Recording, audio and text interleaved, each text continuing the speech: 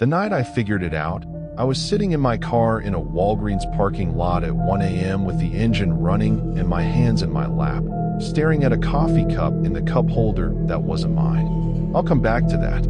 I've driven nights for 3 years. It started as a gap filler after I got laid off from a logistics company and turned into just my thing. I'm a night person anyway. Always have been. The world after midnight has a specific quality I find easier to exist in than the daytime version. Less noise, less performance. The city stops pretending to be something and just becomes itself. Empty storefronts, orange streetlights, the occasional bus hissing past on wet asphalt. My car is a 2019 Hyundai Sonata, dark blue, 114,000 miles. The driver's seat has a small burn mark on the left bolster from before I owned it. The back seat has a phone charger on each side, a travel pack of tissues in the door pocket, and a faint smell of the orange air freshener I went through about 6 months ago that's now almost completely gone, just the ghost of it when the heat kicks on. I know every sound this car makes, every vibration, every smell. That's important. Remember that. My apartment is on the 3rd floor of a 6-unit building on Garfield Street, about 4 miles from where I usually stage when the night is slow. There's a Thai place on the ground floor that closes at 10. After 10, the block is quiet. My bedroom faces the back alley, not the street. I park in a small gated lot behind the building. You need a fob to get the gate open, and from the street, there's a solid wood fence that blocks the view completely. Nobody can see that lot from the street. That's not an assumption. I checked, specifically, after everything happened. I walked the perimeter. You cannot see the lot or the cars in it from any public vantage point. Keep that in mind too. It was a Thursday night in late September, about 7 weeks ago. I'd been out since 9 and it was going slow. 3 rides in 4 hours, all short, all unremarkable. A woman from a late dinner, 2 college guys from a bar on Fletcher, a hotel pickup that turned into a 12-minute drive to a different hotel, which the guy seemed embarrassed about. Around 1 a.m., I was thinking about calling it when the app pinged. Pick up O'Brien's Tap, 6 minutes. I knew O'Brien's. Low-key neighborhood bar, not the kind of place that generates problems. I pulled up at 107, and he was already outside. Not at the entrance, slightly to the left of it, close to the building wall, standing in the part of the sidewalk where the bar's exterior light didn't quite reach. Just far enough into the shadow that I registered him before I fully saw him. Medium build, late 40s, maybe early 50s. He had on a dark brown Carhartt jacket, the heavy canvas type with the corduroy collar, dark work pants, boots. Clean cut, but worn in. The face of someone who'd spent decades doing something physical. He walked to the car with no hesitation, opened the rear door behind the passenger seat, and sat down. I confirmed the name. Daniel. He confirmed mine. The destination loaded automatically. Residential address, about 11 minutes east. I pulled into traffic. He was quiet. Good. I had a baseball game on low, late West Coast broadcast. Almost nobody listening at this point. The city moved past the windows. Everything routine.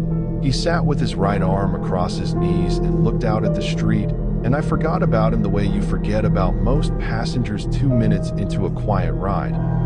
We were at a red light on Morrow Street, maybe 6 minutes in, when he said, "You've been doing this long?" 3 years, I said. Nights always. Mostly. He nodded. Then, you ever think about how much information you give out just by doing this job? I glanced at the mirror. He wasn't looking at me. Still at the window. People can see your plate, he said. Your face. Your routine. Where you stage. What time you go home. He paused. Most drivers don't think about that. I said something like, yeah, probably not, and turned the volume up slightly. My jaw was tight. I noticed my jaw was tight. We pulled up to his address. He got out, said thanks, walked up the front path of the house. Normal house. Lights on inside. I drove away. I rated him 3 stars for the comment. Told myself he was just a guy who'd had a few beers and gotten philosophical. Told myself it wasn't directed at me specifically. I went home. I parked in the back lot. I went upstairs. 3 days later, I found the AirTag. I wasn't even looking for it. I was doing my bi-weekly wipe down of the back seat. I used those gray microfiber cloths, the cheap ones from the auto parts store, and when I ran the cloth under the lip of the rear seat on the passenger side, I felt it before I saw it. Small, round, smooth on one side, slightly textured on the other, stuck to the underside of the seat frame with a thin strip of mounting tape. Apple AirTag, white. The serial number on the back was registered, meaning it belonged to someone. I put it on the cloth on the passenger seat and sat there for a while looking at it. My first thought was a passenger lost it, dropped it, and it rolled under and stuck somehow. My second thought arrived about 10 seconds later, and it was this. AirTags don't stick to things. They're trackers you put in bags, wallets, luggage. They don't mount themselves under seat frames with adhesive tape. Someone put it there. Someone sat in that back seat, reached down, and pressed it into place. I called the non-emergency police line. An officer came to the Walgreens parking lot where I'd pulled over. I didn't want to go home. Didn't want whatever was tracking the tag to know where home was, even though the part of my brain that was still working correctly said it was probably too late for that. The officer bagged it, gave me an incident number, told me Apple could help law enforcement track the registered owner. He told me not to panic. I was already past that. I drove home through a different route than I normally take, which I recognized as probably useless, but did anyway. Parked. Went upstairs. Deadbolt both locks. And that's when I checked my phone. I'd gotten a notification from Google Maps at 11:47 p.m. 4 nights earlier, the night after the ride with Daniel, that I'd never opened. I opened it now. It was a timeline entry the app auto-generates from location data. It showed my car parked in my building's back lot from 1:38 a.m. to 8:54 a.m. Normal. That was normal. That was just me being home. But below the timeline was an ad. Google serves you ads based on location data, businesses near where you spend time. The ad was for a locksmith. That wasn't the thing that scared me. Below the ad, there was a suggested search. My phone suggested I search third-floor apartment security cameras. I had never searched that. I had never said that to anyone. The only way Google suggests a search is if it's based on your own prior behavior or on data from people who visited the same location and made similar searches. Someone else had stood at my building, on my block. Someone who had visited the same coordinates as my apartment, who had searched for third-floor apartment security cameras, and whose behavior Google had now folded into my profile. Someone had been outside my building researching how to watch my floor. Here is the scene I haven't been able to get out of my head. The police pulled footage from a city maintenance camera mounted on the utility pole at the north end of my alley. Not the lot, the alley, which is the only approach to the lot entrance point 4 nights after my ride with Daniel. At 2:21 a.m., the footage shows a man walking slowly up the alley. He stops at the wooden fence. He stands there. He is wearing a dark brown jacket with a corduroy collar. He reaches into his jacket pocket and takes out his phone and holds it up. Not to make a call, not to text. He holds it horizontally, like he's photographing over the fence line toward the lot. He holds it there for approximately 40 seconds. Then he puts the phone away, turns around, and walks back out of the alley. I've watched that footage 17 times.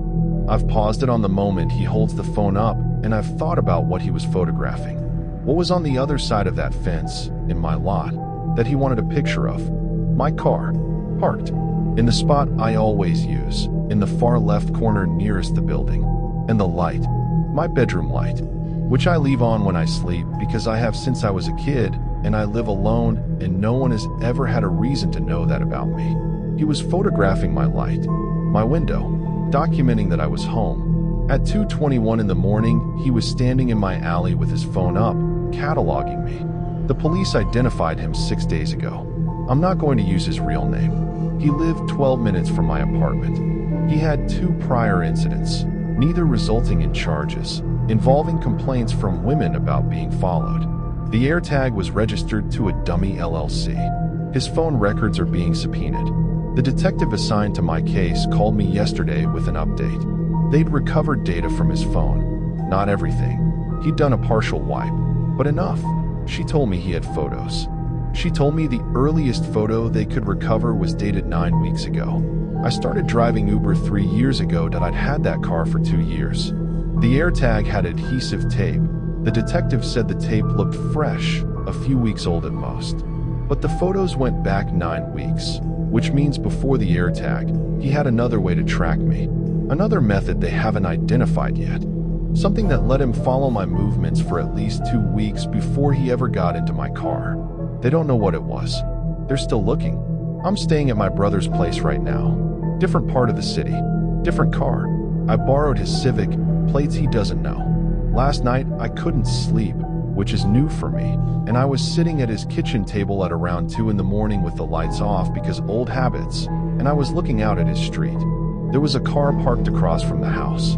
Dark colored. I noticed it when I arrived, but it was a residential street, and I hadn't thought anything of it. It was still there at 2 a.m. I watched it for 20 minutes.